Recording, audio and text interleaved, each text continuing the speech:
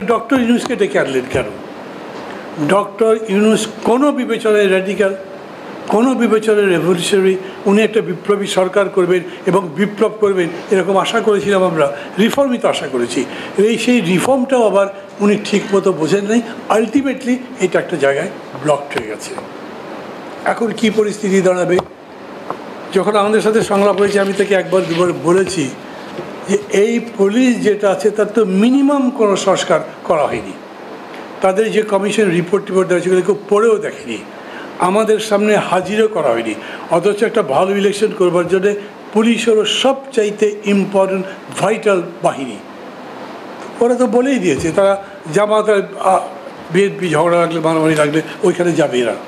চট্টগ্রাম বিশ্ববিদ্যালয়ে যখন মারামারি হয়েছে তখন যায়নি তো, জামাত বিএনপি নাই, পাবলিকের পক্ষে যাবে নাকি ছাত্রদের পক্ষে যাবে? ওরা বলছে আমরা যাবো না, গভর্নমেন্টের কোনো ডিরেকশন নাই। তো এইখানেও তো তাই হবে।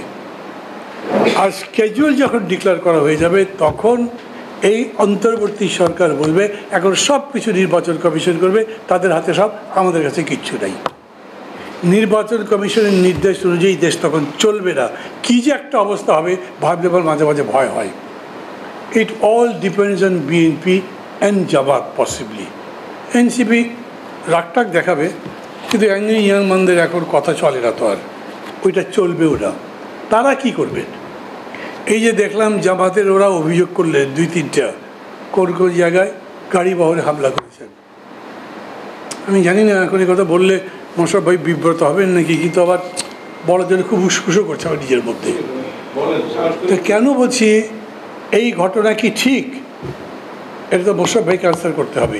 মোশাররফ ভাইকে বলছি, বিএনপিকে তো বলতে হবে। তারা কাকে ইঙ্গিত করেছে বোঝা যায়নি।